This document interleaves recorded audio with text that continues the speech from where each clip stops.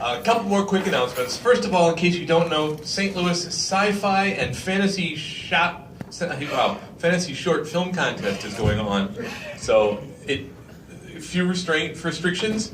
They say it's a fantasy or sci-fi short. It has to be 5 minutes or less. It can't have any profanity. I know that rules out probably half of your dream projects. And they do stipulate it needs to have sound. So, I just thought I'd, give you some of the primary basics. Anyway, that's you can go to the Cinema St. Louis website if you've got a project going or in your head. I don't remember the deadline for submissions, but I think it's early April. I think you've got some time if you've got a project, and they'll have money prizes up to a few $100s. It didn't look like it was going to be a gazillion. And Mary, you may know more about this, but sounds right. I thought that might be worth a share. Our next meeting in February is working title, Make 'em Laugh, introducing comedy and humor into your projects. And we're aiming for February 13th, Valentine's Day Eve. Location to be announced. It oftentimes, especially this time of year, seems to be a bit of a scramble to get that location locked down and committed early on. But do keep an eye on meetup.com or your emails or word of mouth or billboards on the highway if we suddenly get a huge influx of money. And we will let you know where it's going to be and make sure that that date doesn't move. But it should be a fun one. James, you have a word about that? Yes. If you are on Meetup or Facebook, if you enjoy these meetings, don't forget to just do the share button and share it with your friends, because that's an easier way of getting it out there, okay? So thank you so much for doing that. The paparazzi. And possibly the most important thing I can tell you is that we do like to have sort of an afterglow after the meeting. Some of us will go somewhere that serves food and possibly beverages of one ill form or another. And just to keep it simple, we're going to go to the Applebee's on St. Charles Rock Road. So McKelvey north to St. Charles Rock Road, turn right, and it'll be on your left fairly soon. And it'll say Applebee's on it. That's how you'll know which one it is. So, I have the pleasure of introducing you not 3 but 4 presenters. I'm glad, and I got lost on the way here too, and I've been here before, so I had to visit my friends at the fire department to find you, so great to have done their website previously. I'm glad they put you out. So, what we're going to do is first just quickly let you get to know these folks a little bit, and then we'll wander through the conversation. We do want to hear back from you guys to make sure we cover the material you came here to hear. But we'll start off with just sort of the broad scope and stuff. And I'm going to cheat and start off with my friend Steve, who got sort of shorted, Steve Stewart, on our email. I hope you'll forgive us for that, but I was traveling. Steve, somewhere between produces and post-produces podcasts. How's that for a way to put it? And took to it a few years ago, and it has grown quickly because he's good at it. And what he has, and I'm going to let him tell you this, but I got to tell you a little bit, and that is that people will record their own podcasts, and many times they'll do what we professionally refer to as a crappy job. And his job is to clean it up, jazz it up, sex it up, make it a professional-sounding podcast. And he's got himself a real business doing that. He got involved in a big way with FinCon, which is the largest gathering of financial writers now in the country. And he's like the head of the FinCon Podcast Network. I don't know if I can say that 3 times. And I'll let him tell you a little bit more about him. And then I said, well, we'll go ahead and pick on some of these other gentlemen. What he said. That's pretty much it. That's pretty much it. I fell into this thing 18 months ago. I couldn't do anything other than podcast production. I've had so many people asking me to help them produce their shows. They want to hit record, send me the files, I do the rest. That's what I do now, and I love it. I love it. And then the FinCon Podcast Network, what he was mentioning there, FinCon was a conference for financial bloggers. It's grown into the Money and Media Conference, so it's bigger than just bloggers. It's bloggers. There's a whole, if you go to the conference, there's a whole, what do you call it? Not a panel, but a series for financial planners, for advisors, the advisors track.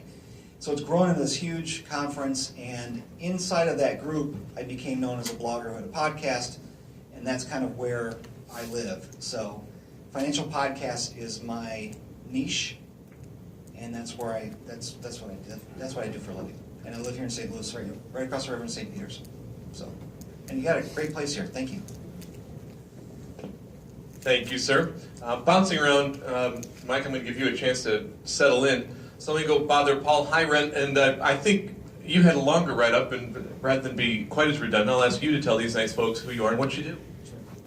Yeah, my wife says just to say I'm a serial entrepreneur, but that's actually not true. It's more like parallel, if you know the two. But anyway. Good one. So I have been in tech businesses, started in the late 60s in television. That was back when we had a rabbit running a little thing that generated electricity. Anyway, we had an opportunity. I went to an experimental high school in Southern California, and so we had a TV studio. We didn't when I first started going there, but the guy that hired to do the closed circuit stuff was from Hollywood, and he wanted to build a studio. So we built a studio, and then two of us started working for Brea Cablevision doing local origination programming. So it was fun as a high school sophomore directing college students from Cal State Fullerton who didn't know anything about television. So that was kind of fun. Moved into media, into publishing, started electronic publishing at Mosby, a company here in town, in 1984, and then they made me move here in 1986 as a result of that. So I've been in St. Louis since then. My son and I more recently started a production company called Big River Media Group, and about a year ago we decided we were at NAB in March and we're looking at live streaming gear because we just believed it was going to be big. Saw the Sling Studio, we bought a setup, and so we've been doing some live streams, and I'll talk more about that in a little bit. That division we call Big River Live Stream. So public events, primarily some private events, and some corporate things coming up. Thank you. Sitting next to you is Ramondo Davis, who founded Davis Interactive somewhere back around 1993. So you're a newbie to the business also. And I'll let you carry on from there. All right. Well, I spent the first 15 years of my career was in broadcasting, starting out in radio at KWMU as a student and then as a part-time engineer and announcer. Eventually morphed into television world, and I became a specialist in running master control. If anybody ever knows anything about running TV stations, there has to be somebody there pushing buttons, and that's what I did for a good number of years. In the early 90s, I had a very good friend of Paul's, who worked for Apple Computer, and he suggested that I leave broadcasting and enter the world of computing and producing media on the Macintosh. So I learned a macro media director and became a software developer, developed maybe hundreds of CD-ROMs and interactive touchscreen kiosks. And I did that for about 10 years before I somehow changed my focus into a very broad spectrum of internet marketing services, which I've been doing for about 12 years now. So Davis Interactive started out as a software development company and moved into being a general contractor and consultant in internet marketing. As an internet marketer, I help small businesses build websites, manage their search engine optimization, internet advertising. I'm a WordPress specialist. I manage maybe 30 WordPress websites and have over the years done some podcasting. I'm not here representing podcasters by any means. And a little bit of live streaming, not much. I brought a show and tell here for you, and just really focus on helping small businesses advance their businesses. Beautiful, thank you. And then last, well, by time, but not least, is Mike Wilkerson, who's, among other things, has the Two Guys Talking podcast network. And how about I should let you tell folks about that? Sure. Well, hello again, everybody. I'm a little bit warmed up now. I think we're all ready to go. How many of you here have a podcast of any kind? Okay. How many of you are thinking of having a podcast? Okay. How many of you have a life story? Okay. How many of you have a specific skill set? Okay. How many of you have a specific skill set that you've never thought about monetizing? Okay. I've just explained what I can help you all do. I can help you find your story, I can help you find the specific skill set that you may or may not be aware of, and then I will help you monetize it with a podcast. Sounds good? Yes. Because that's what I've been doing for the last 12 years. Whether it's one dude that's talking about things, whether it's a couple of guys talking about things, or a group of people talking about things, we find them sponsors, and we get them paid to talk about what they love and want to do and or are doing. I wish it was more involved. Podcasting has a whole bunch of different facets, but the bottom line is that if there is a story, I will help you find a platform for it. And I've been doing that now since 2004 or 5-ish. Is this where we get into the background stuff, or do you want how deep Well, do you I want to think, go? why don't I ask you two gentlemen, and no offense to the term there, to simplify a little bit. Explain, I think it's sort of a duh question, what is a podcast? But nonetheless, let's quickly run through the rudiments, and if you want to dip a little bit into the technicalities and show us a little bit of the toys, but let's do podcasts first, Okay. and then kind of we'll broaden out and scoop up, because blogging can be a very broad topic, and live streaming can go a bunch of ways. I think podcasts might be more manageable to start the discussion, if that's all right with you. Sure. Podcasting is captured perspective. How many of each of you have a specific perspective on life? The answer should be everybody with your hand raised.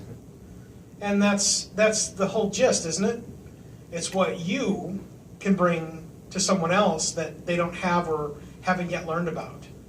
It's about knowing what you know about in your life or skill set that you can then share with someone else that then benefits them or gives them some insight that they didn't have before. It's about finding what you, as one of the younger people in the room, might be interested in, that none of these older people know even anything about or the vocabulary about, and sharing it on a platform that is currently, in most cases, free. It's free to get into. I always tell people you can do just about anything for free, but there's also something to be said for spending money and having value in money spent. And that's one of the things I want to make sure we emphasize here inside of podcasting tonight is that yes, you can do everything that we're going to talk about, including all of the live streaming options right now, for free. But there's always where you want to be paying something because, of course, nothing in life is free. Stever? Where do you want me to take this? Well, how about, So why don't you, by way of example, go back into how you ended up getting into podcasting and what was going on in the field early on that you were there in? We don't have that much time. I found podcasting by listening to a couple of shows where they mentioned they had a podcast. It was a radio show, and then they put them into a podcast form. And fell in love with the medium because it was a medium that I could consume while doing other things. And that's the difference between somebody who reads a blog, somebody who watches YouTube videos or Facebook Lives, and a person who listens to podcasts. You're going to get a different audience who listens to podcasts than any of the other mediums. So it's a smaller group of people. I don't think podcasting will ever be as big as YouTube viewers. I don't think it'll be as big as blogging. But there's also the key, because with the podcast, you're reaching a niche audience. If any, you're reaching a niche audience who's pre-qualified themselves to be your listener, to where it's also, anybody can launch a podcast, but it's hard to grow an audience and keep an audience listening to your show. So may I mention that marketing word, highly targeted. Yes, yes. So, there's probably about a tenfold number of blogs compared to podcasts. If you walk in, like in this room, how many people have a podcast? Raise your hand. Not even 10%, right? Have a podcast. You've already niched yourself down into a medium, and then now you've got to niche yourself into a topic or a subject matter or genre that really helps you to diversify yourself from a bunch of other people. Now, I say that because a lot of my clients, a lot of people I work with, the ones who really want to make their podcast successful, they're putting their money, their time behind it. It's not just, a group of friends hanging out at a bar talking to each other. They got content, they've got things they need to share, they're trying to cultivate an audience. That's really what I want to see more podcasts do. There also are storytelling podcasts. I'm sure a lot of you are familiar with a show called Serial. I mean, that just thing, it exploded, and all of a sudden people knew what podcasting was after 10 years. Like, oh, look, there's this new thing called podcasting, and they talk about stories. That's also in this niche called podcasting, and they reached another audience who only want to listen to content because they can do it while they're driving, while they're doing housework, while they're mowing the lawn, while they're jogging. So I don't remember what the question was. I really apologize. I totally. Well, I'll tell you what. Let me overstep it rather than being moderator and just quickly mention that podcasts can be downloaded onto a device and listened to anywhere else, or it can stream through your cell phone. And as you said, you can listen to it while you multitask, and which is a way of life. And I think, sir, speak here. Just a couple of comments. Your comment about will never exceed the audience size of the audience of something like YouTube. I think the only thing that would that's keeping that from happening is the popularity. If I submit that if podcasting were as popular as radio as a pastime for when you can't read or watch something, like work out, do yard work, driving, people would do it because it's on demand. You can listen to exactly what you want to listen to. So, and I'm sure you guys know these numbers better than I do, but podcasting has grown immensely since it came out 10 or 12 years ago. So I think it's a matter of popularity, and and it'll continue to grow to where people will choose podcasting, as I have, instead of listening to news radio, music radio, listening to nothing. Like when I'm mowing the lawn, I always listen to podcasts. I consume the same podcast pretty much every week. I religiously listen to certain podcasts, and so that's one thing that I believe that podcasting has a long way to go to be a dominant replacement for news that is filled with commercials, and you get what you get, and you can't choose. And if I may throw a little more context, one of the possibly the most popular podcasts right now is Planet Money, which is produced by not by KWMU, but by NPR. So the big names and the big money has started to move into it. Magazines and television networks are producing podcasts. So now, probably more than ever, you need to hit a niche and hit it well, because the big money's coming in. They're starting to run advertisements, and what they're losing from broadcasting, but please, Mike, I don't mean to cause a debate. I'm just trying to give some perspective. Go ahead. No, not at all. And in fact, everybody in the room is familiar with radio in some way or another. Whether it's you that has foothold in ancient radio of when it started. I mean, obviously you've got some excellent background on radio. Where radio has slipped, unfortunately, however, is into a very often failed business venture, where one entity buys another entity, buys another entity, buys another entity, and everybody gets fired. Right? So that's where the money and the big people and the money being dumped into radio comes from, or being dumped into podcasting comes from, is because there now needs to be an alternative. They've now realized that it's time to make a parachute. And the parachute happens to be onto the internet. And the way onto internet that is the natural gravitation from radio is podcasting. Asterisk. I happen to not agree with that. It is not a one-to-one thing. It's not the next platform. It's a completely different platform that just features a microphone in front of you and you're recording it. That was very well said in regard to will it ever be bigger and or more popular than YouTube? The neat part is that unlike radio, podcasting and or live streaming services can be stacked modularly to create and graft a piece of an audience onto another one. That we're talking about this, and that I just got done with a meeting with him this afternoon. There's a There's a cop in South Chicago. His name is Tommy Model, and he runs free field training on YouTube. Well, what we're doing is we're grafting all of his audience that was less than 6 months ago only 11,000 people, and now over 76,000 people. We're going to take that graft onto audio podcasting. You want to see numbers explode? Watch us, because podcasting is what's going to help augment his audience inside of the YouTube sphere. That modularity and what social media brings to the table that radio can and will not ever equal is that modularity where you get to go and pick which tools you want to develop and what avenues you want to foster. Where radio is kind of that shotgun effect that is the 3.4 miles asterisk of whatever the sphere of influence of radio is. All right, well, I'll tell you what. Let's quickly jump over the technical for a moment. Let's quickly talk about the money side. A little bit about monetizing podcasts. Steve, maybe I'll give you my microphone if you hold on to his. But let's just quickly talk about some of the money angles before we come back and comprehensively talk about whether a blog can help finance a podcast and all that. Just within the narrow scope of podcasts and selling ads or donations or whatever. Let's go. Yes, there's 5 monetization models. We'll really talk mainly about the 4. Now, the big one that most people think about when it comes to podcast is sponsorships. Getting a sponsor. That's what Mike's business model is based on. One of my clients, he makes his living on sponsorships from his podcast. So everybody looks to that as the model that they should follow for a podcast.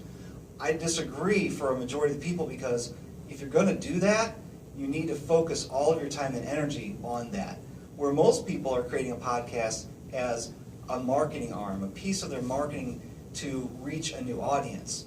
If you're going to be doing that and trying to satisfy Casper mattresses, but your audience is into, I don't know, digital marketing, it just doesn't mesh. So there is a couple other of the monetization models that you can use a podcast for.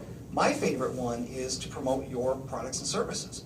When I launched my podcast 2010, it was for my financial wellness coaching business, coaching couples through their financial issues, their debt problems, saving, investing for the future.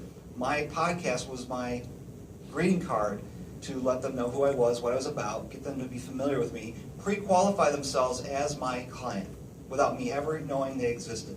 They would be able to pick up the phone, call me, and already know what I was about. Sales pitch, done. That was it. So that was my favorite. The couple others is obviously donations, and then like affiliates. And a lot of bloggers, they make money from affiliate links inside of their blog posts and stuff like that, and you can do affiliates as well. Those are the big models. Sponsorships, promoting your own stuff, donations, affiliates, things like that. Am I forgetting one? I think I'm forgetting one. There's a 5th one. Not the ones that I care. I think everybody should know them. Oh, they're kind of ancillary things, like being able to speak in front of people. This is a bonus for me, So, yeah, go ahead. The most important piece is the one that Steve focuses on, but again, it goes back to modularity, which is you putting your foot into podcasting allows you to tell your story and share your perspectives or your skill sets, which is the big key. You have something to share that someone else doesn't yet have, and podcasting is the way to get it there. Period. Now you use that and you springboard onto the other things that Steve was talking about, like services. While sponsorship still is huge, Sprint being my #1 sponsor still now for the last 12 years, they're my #1 sponsor, but everything that we do inside of podcasting, including all of the other podcasts that I've helped to develop, those all have now become a platform to share the services and stuff that I have with the people that are in their audiences, thereby giving me more platform, and then as a whole, all of them have more platform. So it's the everybody wins concept, which everybody is not familiar with because you've never heard of it. Everybody's supposed to be winning in a piece of business, and that's why I love venturing into podcasting. Because regardless of what weird skill set or stories you guys have, we can take that. We can use it, we can harness the power of the story, the storytelling, and the skill set, and then help you find a piece to jump in and grab part of my audience when I grab your new audience into my fold. Everybody wins.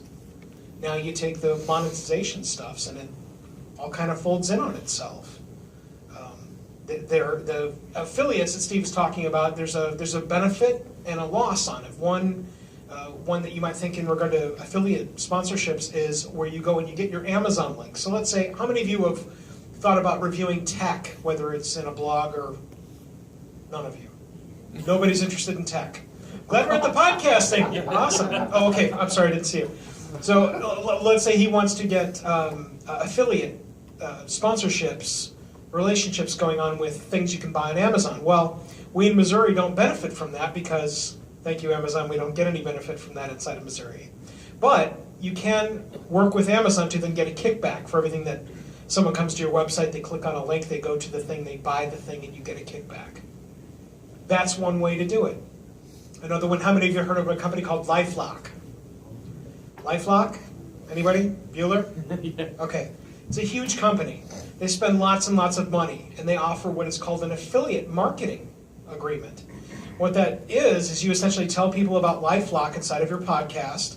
You shunt them into a URL via their website, and if they buy, then you get a piece/cut of that.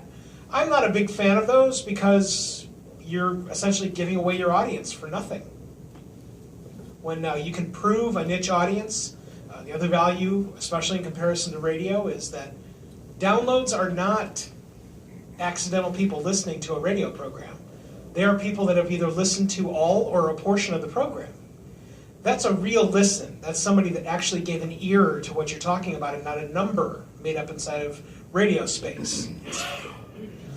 And that's what's fun about developing something like what happens inside of podcasting is that audience listener, not only does it have where they're listening, but now with the new analytical sets that are now inside of iTunes and a number of other companies on the internet, you can now determine whether they are male, female. You can determine how long they listen. You can determine where inside of the file they're listening to where they then pull the ripcord and bail out. If they come back and listen to the rest of the podcast. Show me where you can do that in radio. All right.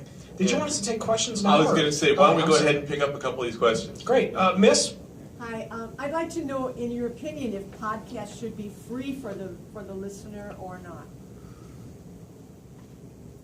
I've had customers come to me with both concepts of opinion.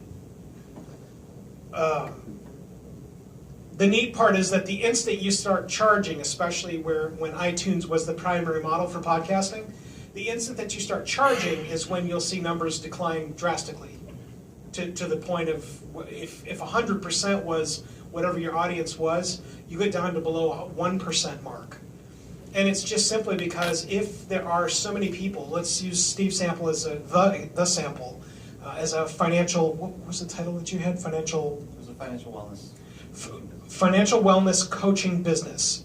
There's a lot of people that do financial coaching, financial wellness coaching. That line, there's a lot of people. If you go to one guy and there's a lot of attention to him, but you got to pay for his podcast, you now have a speed bump in the process of digesting the podcast. And if there are 30 other people where there's no speed bump, that's not a very hard race. Yeah. There are many times where behind a paywall via someone's own personal website, that I've seen work, but it's because you've got an encapsulated audience.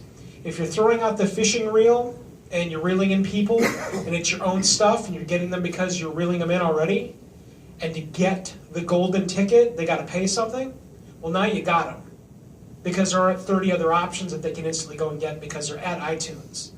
But the pay through at iTunes, like you would buy, you go and you buy your 99-cent Bruno Mars song, it's not the same thing. You can't put through a podcast sale for 99 cents and hope it's going to work. I just want to have them talk about subscriptions and premium content. Oh, sure. Did you want me to jump into that? Or? Sirs? Okay. Subscriptions. There's any number of podcasts on the internet. I don't think there's an actual number yet for that. But the 400,000, I think that sounds low. But no, yeah. Oh, and actually, iTunes has recently gone back through their libraries and culled a lot of the older podcasts that are either not doing anything or don't resolve anymore. So let's say 400,000. If you have 400,000 different options for as many different things as you can imagine that are somehow put into a category that, by the way, you get to choose as a user where it goes. So Steve's Financial Podcast, if you wanted to focus on somewhere else, you actually can put it into a completely different category and eventually it might get found. But you can kind of go and push your podcast wherever you want inside of a directory unless there's somebody checking it. Subscriptions are fun. It's also what we push sponsorships and why I'm such a fan of them. Two Guys Talking Poker is a really great sample. Two Guys Talking Poker, we sold the sponsorship to Pinnacle Entertainment. All of you are familiar with Pinnacle Entertainment? Yes, no? All the casinos. Okay. All the casinos here in St. Louis are owned / a piece of, and not all of them, but the vast majority of them, are a piece of Pinnacle Entertainment. So we sold Two Guys Talking Poker to Pinnacle Entertainment. And the whole get was you latch them on to the live poker events that they have and promote them. But the neat part is that because it's podcasting, the episodes that they make are very, very evergreen, meaning when they talk about card playing and the habits of card players and even the news, when they talk about all these things, they leave it very evergreen so that if you were to hear it in a year or you'd hear it in 3 years, it really doesn't make any difference because the tendencies and habits of people that play poker and gamble are kind of the same. The neat thing about cards is that there are no new tricks that happen inside of cards. It's just playing cards. And so when we sold that to Pinnacle, what happens is it becomes a multi-year agreement, and all we have to do is change out the advertisements for the live poker tournaments.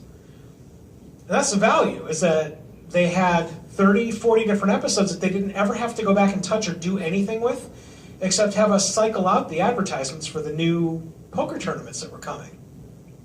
And that's the wonder inside of podcasting, is that it now becomes a thing that you can monetize and help build onto anything that you might continue to produce, or not. Because the stuff that's inside of Two Guys Talking Poker, it'll be there in 10 years, even though they haven't produced an episode in over 2 years. Still making money.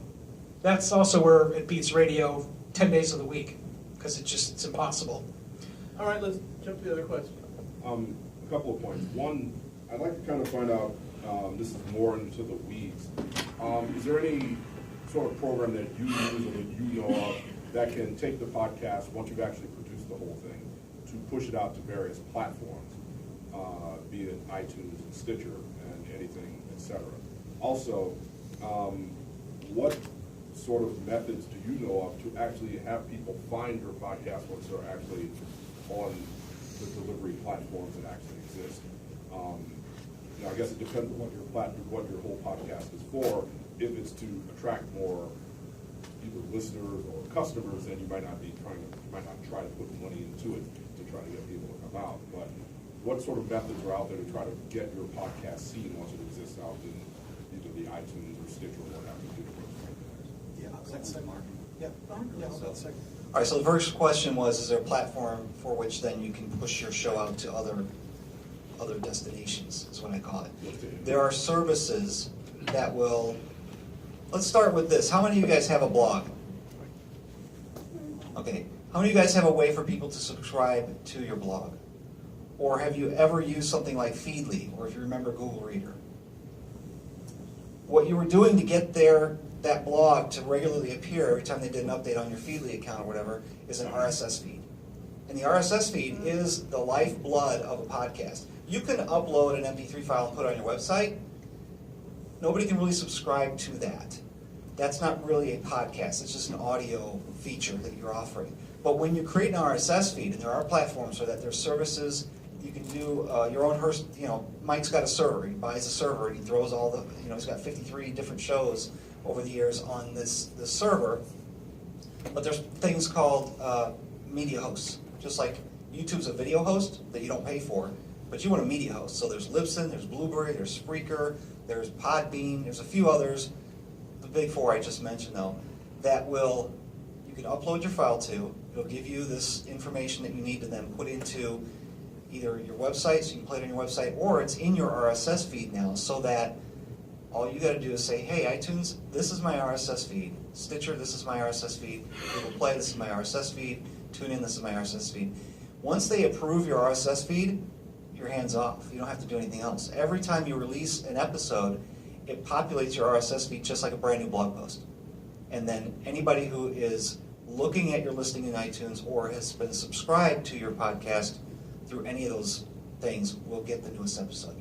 For the audience, I'm talking about actually once you have to inform Stitcher and all those other places initially. Initially, yes. Correct. Is there any one place you go initially to try to get it up on those platforms? Oh, you can't, just- well, you have to go hire a through- service to do, I mean, when people call me for, like, they're gonna release a podcast, Right. it's one of the pieces of the launch package that I give Gotcha, them. okay. And I've got a resource, if you want it, I'll give you a URL, and it's a list of directions, says, here's the top 10 places I would submit my podcast to. Okay. I just wanted to make sure that you briefed for Sure. media. Thank you, James. I agree with. If you're taking notes, my preference is Libsyn. They're It's big- short for they're the big Liberated dogs. Syndication, LIBSYN. Mhm. And if you want to start with them, come see me. I got a promo code for you. 2 is a service called Blueberry, and there's no E's, BLUBRRY. And I'm the big fan of them. They also provide a free plugin that allows you to put a player on your website. They're fantastic. Yes, fantastic WordPress. Yeah, yeah. And we're happy to mention the other two, but if I'm not mistaken, I would push everybody, especially in the room, to one of those two.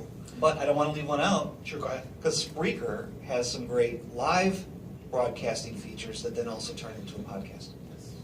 So I don't want to forget that. Spell it. It's speaker with an R, Spreaker, Spreaker, Spreaker, yeah.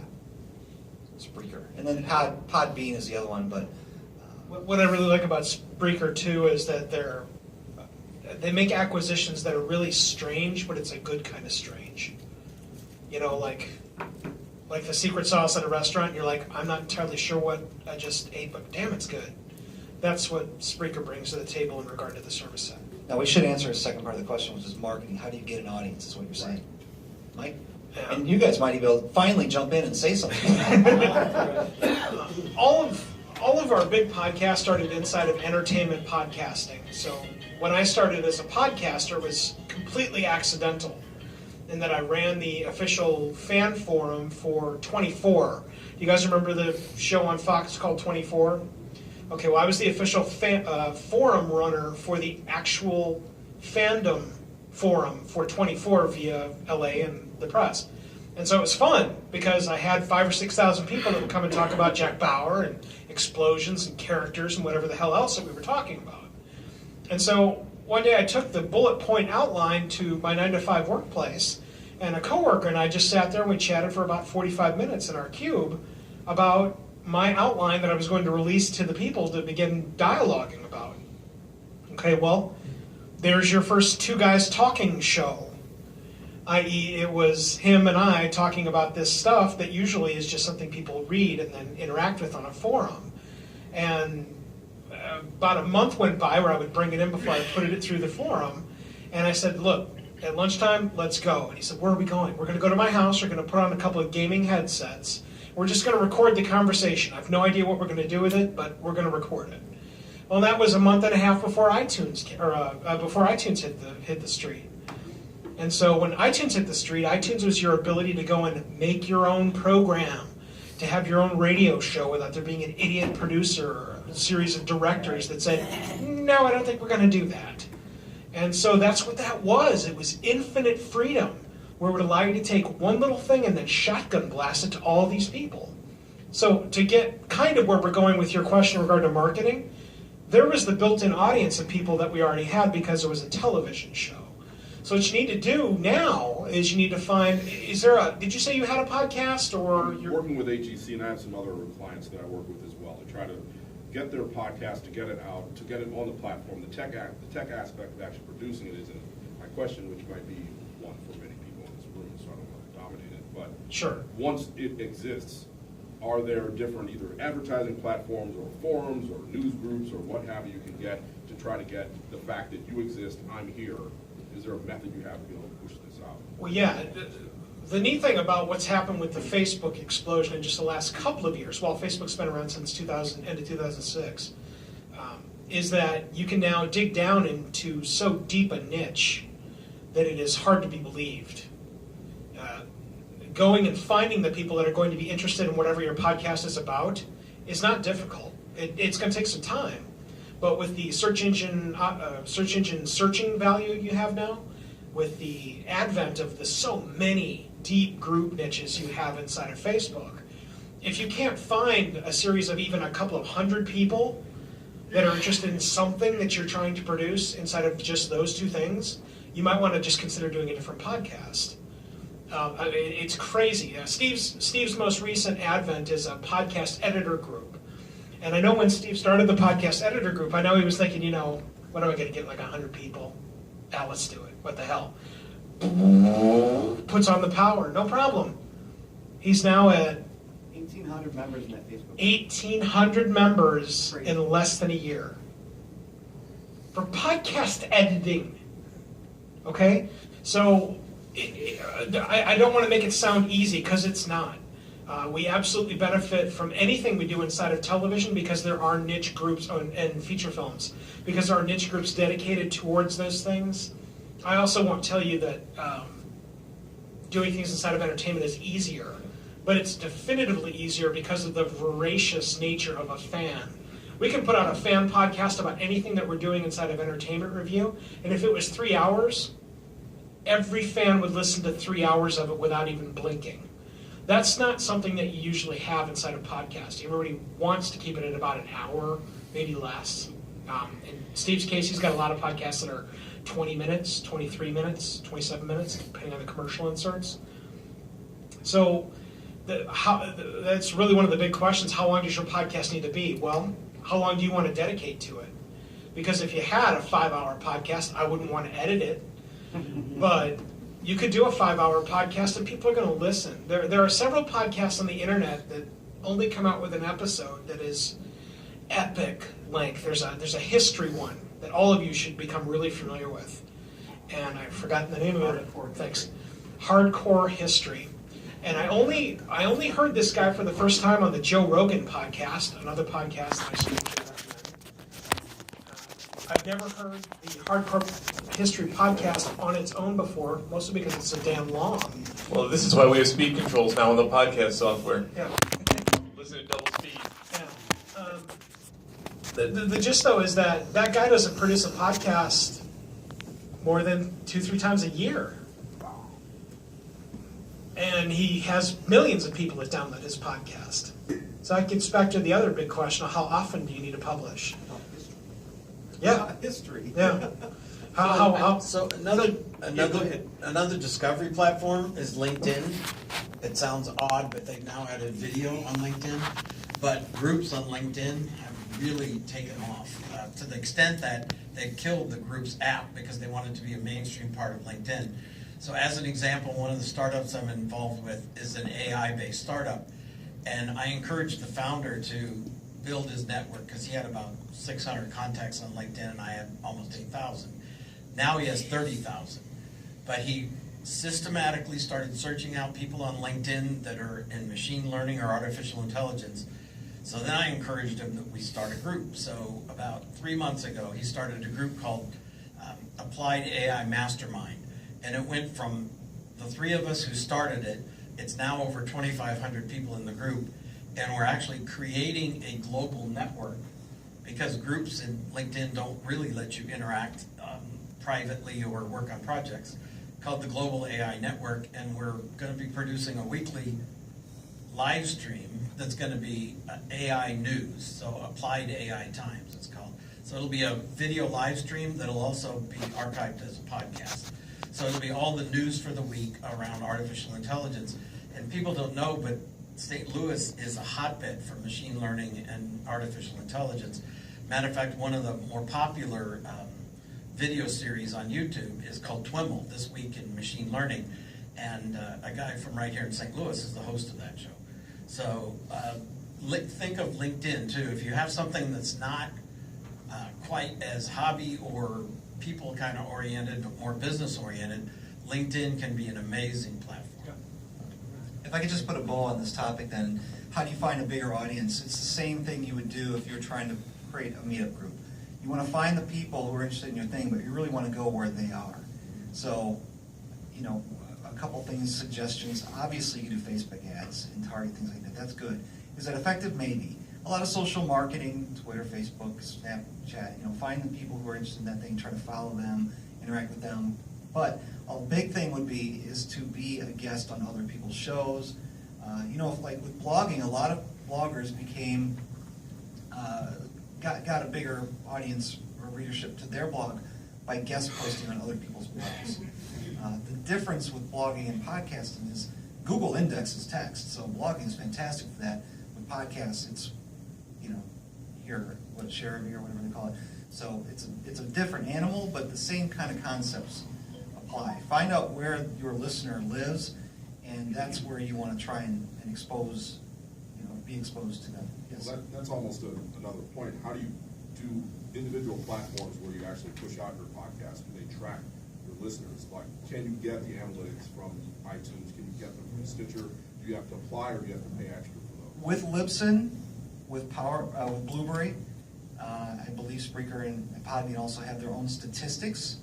Since that's where I'm recommending you get a media host, and that's where your file is. So every time it gets downloaded, it's tracked, just like it would be Google Analytics. It's going to track it, maybe not as in detail, but it's going to say, hey, this was downloaded, and it's going to tell you.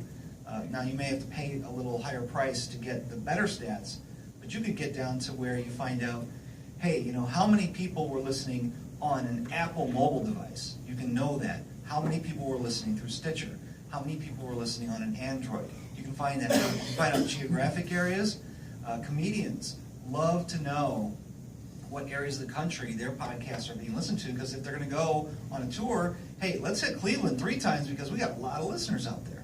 That helps them with that type of thing. So, again, I go back to media hosting because it gives you a lot of great features.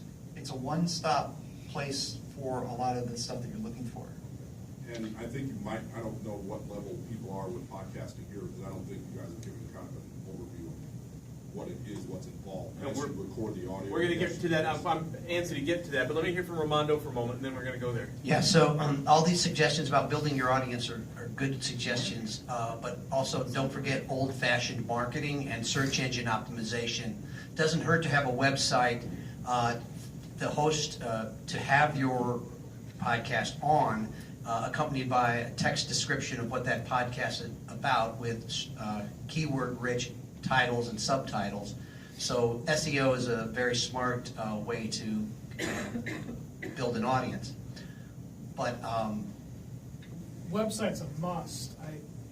I was going to ask you if your clients depend on your network for distribution, or do you recommend they have their own websites? Well, they'll always have their own domain. Whether Yes. the domain name Good. points to the Okay. listing of their podcast library inside of our website, doesn't matter. But there is always a podcast domain name. Absolutely. I hope that we'll tie that all together One behind a blog, so go ahead. One other quick thing, if your show features interviews with experts, it's a really good idea to invite as guests on your show people who have their own following, who will follow that person to your show and then eventually become a subscriber to your program. And I'd also mention Twitter, by the way. It's really easy to start a Twitter feed, and once you develop, I've got a little side project going, and we're getting up to 2,000 followers, which isn't much, but it's a nice, free, easy start. That once you launch a podcast and or a blog site or whatever, you can help feed your own people there. So I want to quickly talk about the technical side. I hope that you're enjoying my shadow here as I look into the mic. But all of you have the means to make a really simple podcast, and it's called That. And actually, this is one of the best microphones if you don't touch it. If you're just going to do a single person stream of consciousness, narrated, scripted, whatever, this step one would be an iPhone and a decent ear cord. Obviously you can go right from there, and I'm hoping you guys can quickly tell us about some of the toys. I really want to get into their side, but let's quickly look at some of what you brought along. And, all right, I'll give him the mic. Gee. I feel like we're commanding this whole event, so I apologize, And guys. thank you for your patience, guys. Right. As he was saying, you could start off with simply earbuds with the mic built into it and iPhone. Of course, that's talking about hobby-type podcasting. I'm going to say you need to get a little more serious about it, but it's not that complicated. Get a microphone. And the reason why is because, well, you can hear me better in this room because of this microphone, right? And your guest is going to be able to hear you better if you talk into a microphone. If you're talking into a laptop mic, you're going to pick up all this room noise. It's going to be distracting. It's going to be hard to hear. Just get a microphone. Now, this microphone here is $70 on Amazon. If you want the model number, I'll tell you later. Don't ask me now. It's multifunctional. It's fantastic. It's a beginner microphone, but it sounds fantastic, and it's good enough for people who listen to podcasts through these things as well. And these are not high fidelity. I don't think they really make earbuds that are that high fidelity that most people would buy. They want earbuds that they can just hear it in. So that's really the starter kit right there.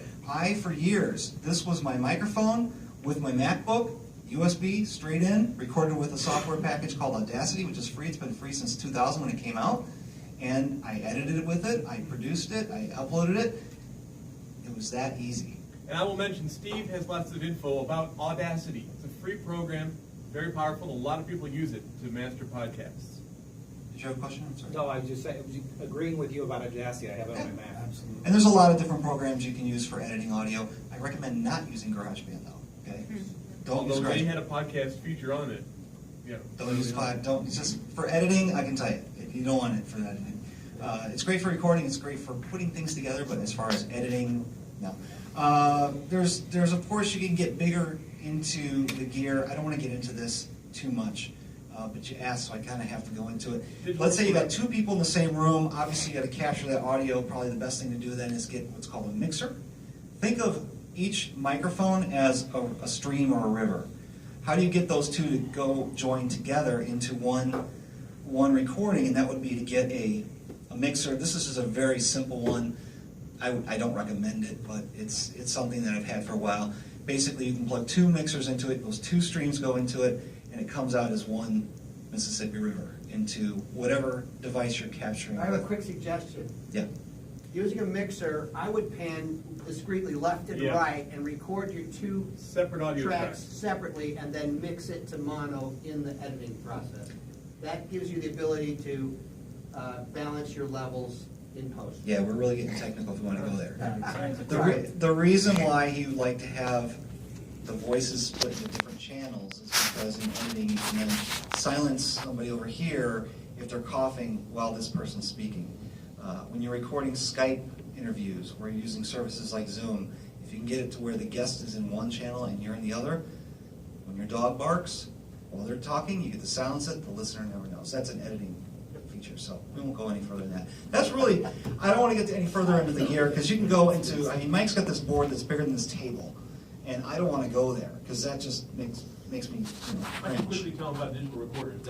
Okay, and then a digital recorder. So if you don't want to record into a computer, you can get some kind of a digital recorder. This is a very old model. I don't recommend it, but there are digital mixers now that have XLR inputs. That's the big, more professional type microphone inputs, and they're fantastic for just recording straight into it. It's right here, and it's on an SD card. And then I can plug that in my computer, and I can offload it, and then I can start producing the episode from there. What were you thinking? Well, no, I mean, a lot of those things work, and like I was agreeing with the whole garage Oh, okay. being terrible. Thank you. It used to be the only way, again, 10 whatever years ago when I was doing podcasts, that was the one way to kind of get things in and be able to put images and chapters and all the rest of that.